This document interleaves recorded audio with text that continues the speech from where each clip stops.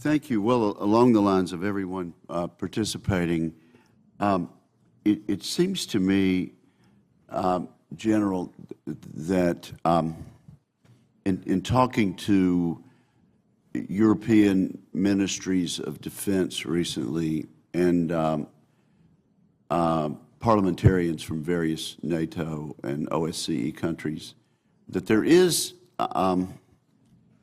a realization now among our European allies that they're going to have to do a better job of getting to the 2% GDP. I think I'm learning that the French, for example, aren't quite there, but there's a determination to get to 2% of GDP for defense quicker. So how are we doing with that without taking my whole 5 minutes? Across the board in getting our NATO allies to realize that they need to pony up as we're coming to that realization here in Washington. Senator, I cannot confirm, but on the way here this morning, I read in the press that the French have announced that they are going to raise their defense spending, and so I don't have any details. It's literally watching the press releases as I came to this. But this is, I think there are several nations that are trending in the right direction here. I must admit that most of them are those nations that are in our easternmost positions in our alliance. But we do have nations, Poland, others that are doing the right thing with their investments. But there are still challenges. The nations made this pledge at Wales, as you know. They gave themselves to 2024 to arrive at that. We see nations moving out now. In general, the trend is... But we certainly need movement in the right direction well before that. Sir, I agree completely. And do you agree, General, that it's not so much our persuasiveness as the reality of what they see and the actions of people that would be our adversaries over there? That is correct. And Senator, the other piece of this also is that with their forces, they are beginning to do all the right things. Great commitment to the VJTF by 6 of our largest nations, European nations committing to be the center brigade of the VJTF. The United States will not be that center brigade right now, and so 6 European nations. You know, with regard to the thing that Chairman McCain started out talking about with the supplying defensive weapons to our Ukrainian friends, he noted that Madeleine Albright, Henry Kissinger, Secretary Carter, and I think you said you agree with the Secretary of Defense, have all expressed publicly before this committee support for arming our friends with defensive weapons. And I would simply point out, these are not jingoistic cowboys. You know, they're very thoughtful people. They're some of the most preeminent experts we have, and we have the benefit of their counsel here. It seems to me that with a substantial portion of our NATO friends, there's a nervousness that somehow giving people the ability to defend themselves with defensive weapons is going to be a provocation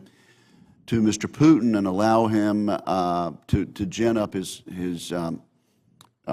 propaganda machine. So could you comment on that? And then I do want to ask you about being caught by surprise with what happened in eastern Ukraine. So if we could squeeze that in my few moments. Senator, a weapon is a weapon, and whether it's defensive or offensive is sort of in the hands of the beholder of the weapon. But there is, as you have acknowledged, yes. Yeah, as you have described, Senator, rightly, there is a conversation inside of our alliance. There are nations that do want to provide lethal weapons, and there are other nations who do believe that this is not the correct approach. It is a lively debate, and my position has been stated. Well, let me just ask you. To me, it was stunning to hear you admit that we were caught by surprise. And I think you were referring to what happened in Crimea and in eastern Ukraine. If we had, and I think you said that right before you advocated a small additional investment in ISR. If we had already had that small investment, would that have prevented us from being caught by surprise by these little green men coming into, men dressed in green uniforms coming into Crimea? And what would we have done had we been aware with better ISR and better intel? Right. Senator, I'll have to go back and look at the way I use those words. We have been caught by surprise, but mostly it's as it relates to some of these large exercises, like this last exercise that started off being billed as an Arctic exercise. It really turned into a Western military district, Southern military district, and Arctic exercise. And yes, sir, we were caught by surprise for that. In fact, our first tipper to that came from social media, which is an interesting thing. But my concern is that we are in a position where, for all the right reasons, over the past decade and a half, we have refocused our intelligence apparatus, our analysts, our tools on the wars that were going on and on the new threats. And so I blame no one for these decisions. We were focused in areas like Afghanistan, Iraq, Syria, Levant, etc.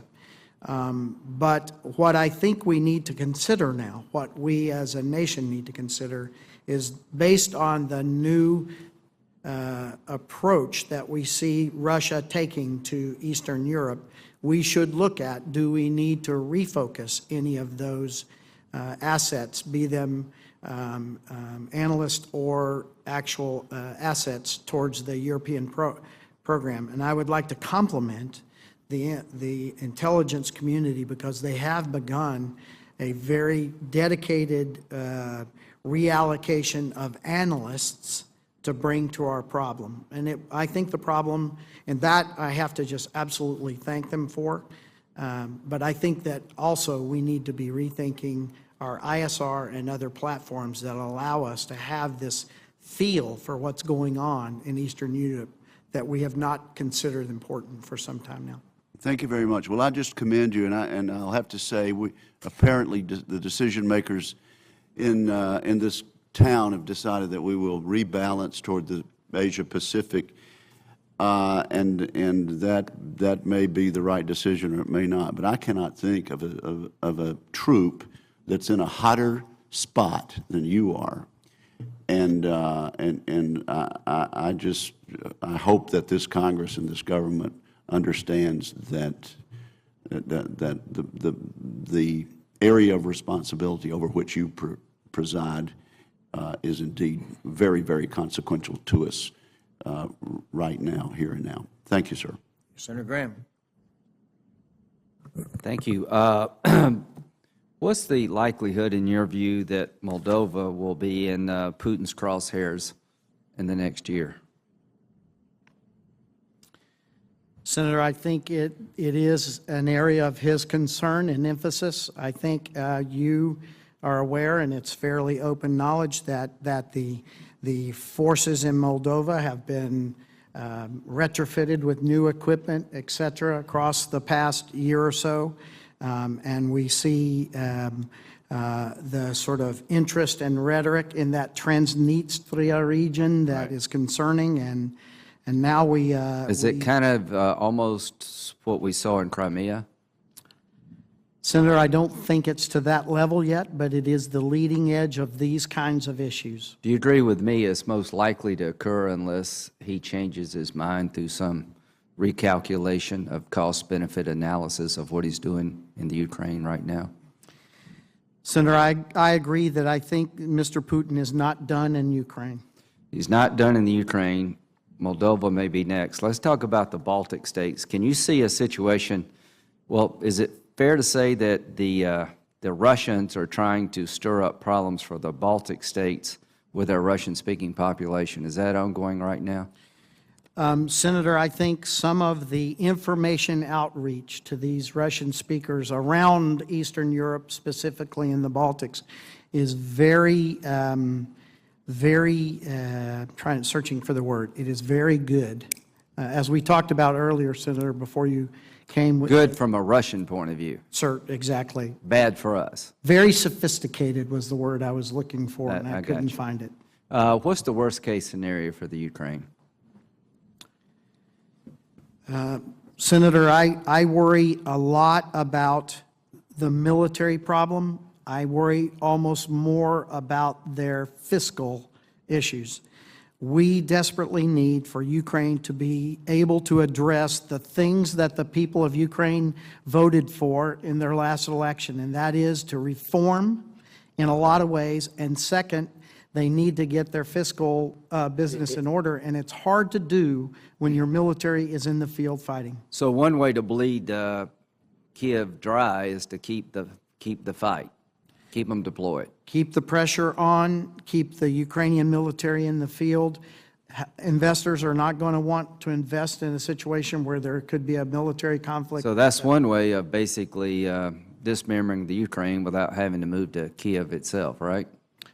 I believe that's the case, Senator. Mariupol, the port city, is there a way for the separatists, in collaboration with the Russians, to basically cut that port off from the Ukrainian government?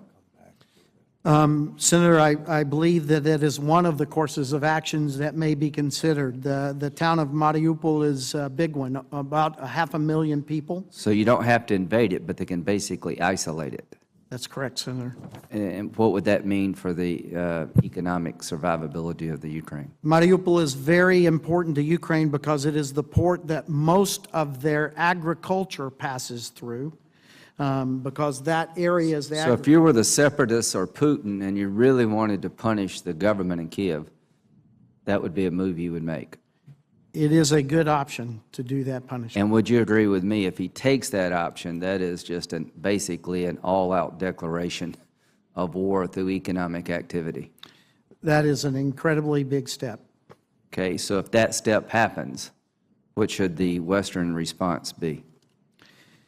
Senator, I can't speak for all of the other nations, but I do know that most nations consider Mariupol an important point. What will we do? Will they increase sanctions? Senator, I can't answer for them. I think that's certainly Should we one of the increase tools. sanctions if they do this? I think it's the most important that we maintain the ones we have first and not release them. But do you see this as a provocation taking the whole conflict to a new level? I do, Senator. So there should be some red line regarding this port city? Senator, I don't like to talk about red lines. If you Well, draw I one, you just have want the committee and the country to start thinking about what I think is almost inevitable. And we need a plan, so you don't have to do it here, but I want somebody from the Pentagon to tell me what you would recommend if they did this provocative act of basically cutting off the port city, which would destroy the Ukraine in a different fashion. Finally, in 1 second, you can take a little bit of time.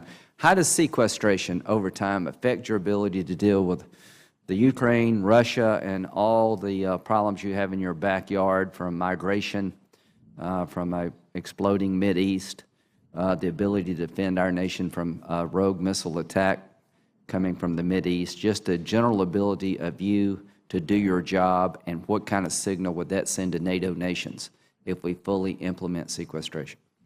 Senator, thank you for that question. Sequestration would be very detrimental to our ability to do our job forward. And I'll try to break it into a couple of things.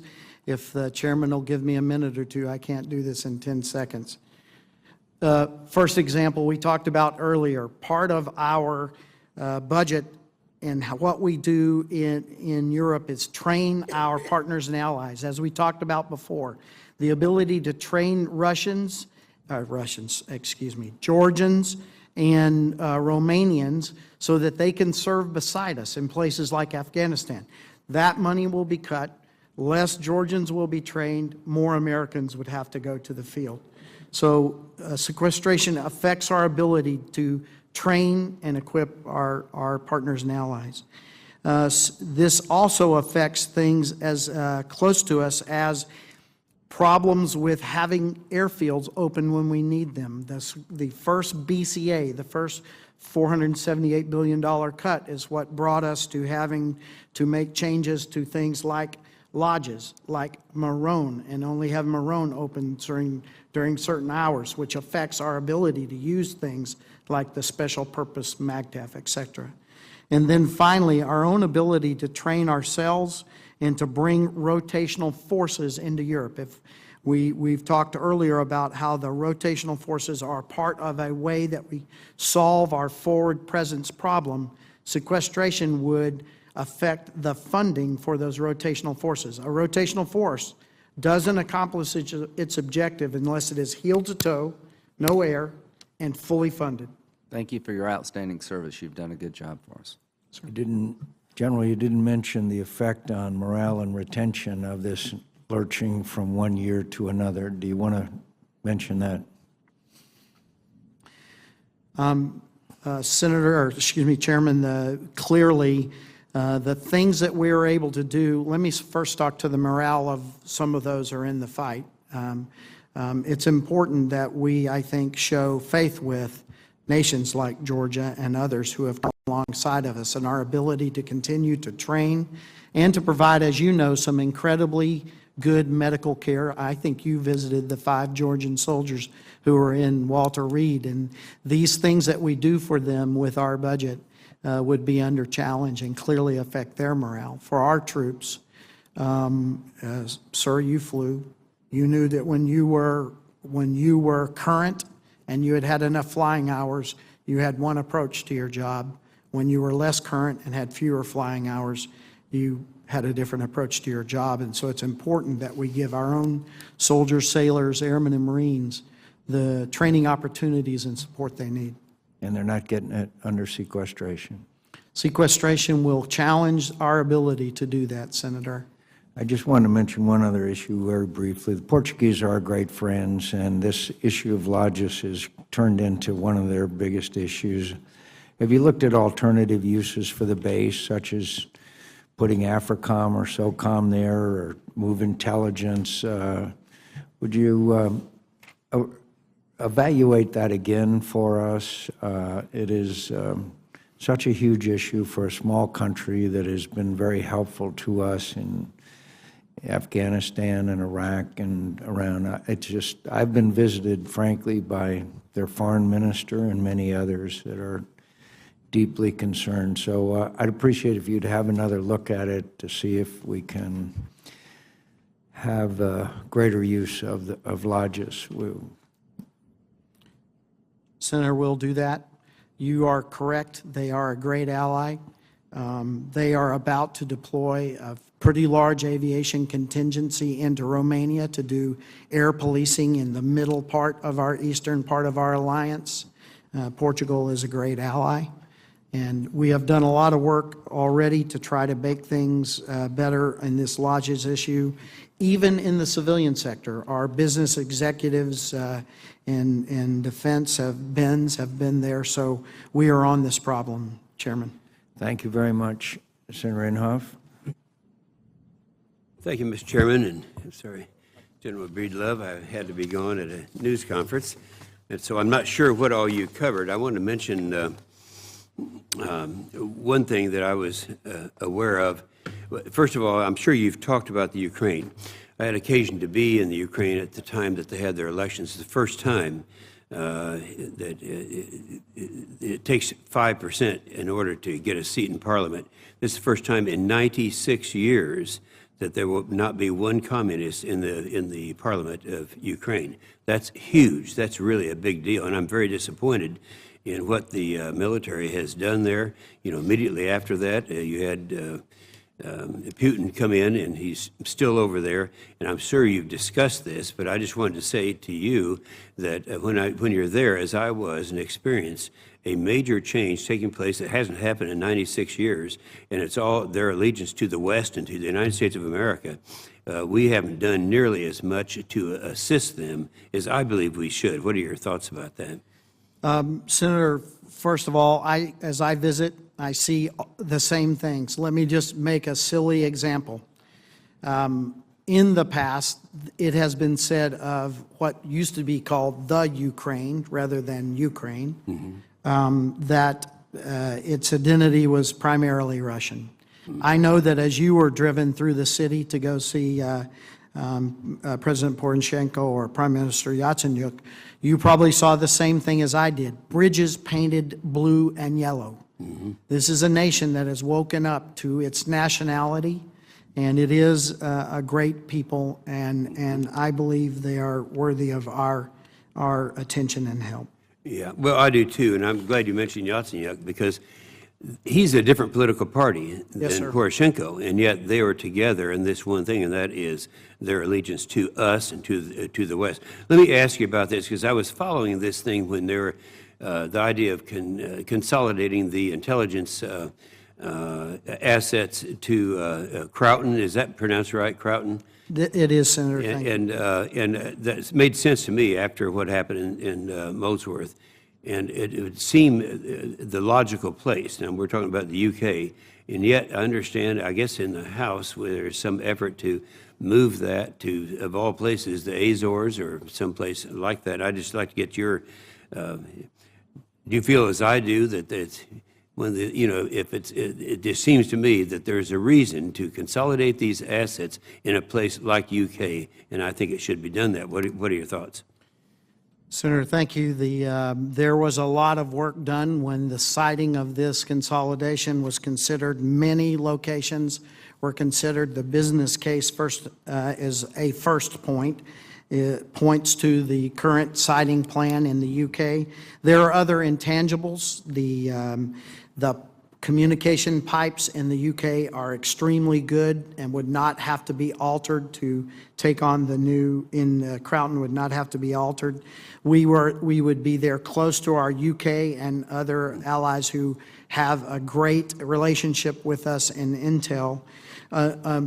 In my NATO job, the NIFC, we call it, the NATO Intelligence Fusion Center, is there in UK. It would not be able to relocate because this is 28 nations who have negotiated with the UK to stay there.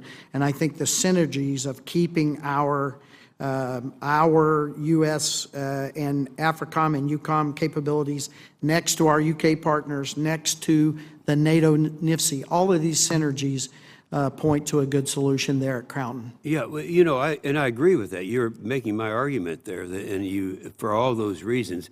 Can you tell me, is there a specific reason that you know of why somehow the lodge's location might be attractive? Senator, I think there are opportunities there because there is room that is being created by the downsizing of our mission there. There would have to be some changes made, as I mentioned before, communications capabilities, et cetera. Yeah, well, I appreciate that. My time's expired, but I'm looking forward to the chip of the old block, Dan, coming in to be my intern. Looking forward to that. Sir, thank you. I will make sure that he is squared away. Yeah. Thank you. No. Others want to be heard? I want to as Just well. a brief comment. The chairman and Senator Inhofe raised the issue of lodges. This is an issue of very great importance. We've worked very closely with the Department of Defense. Any efforts that you could bring to bear to repurpose the facility, to provide continuing presence of a significant nature, I would appreciate personally, also General. And again, thank you for your efforts. Thank you very much. Senator King? General Breedlove, this comment really isn't directed at you, and so I don't want you to batten down the hatches or pull over the canopy, I guess, in your case. This government spends over $70 billion a year on intelligence, and I hate hearing the word surprise in any hearing. And I get frustrated when I hear about your need for ISR.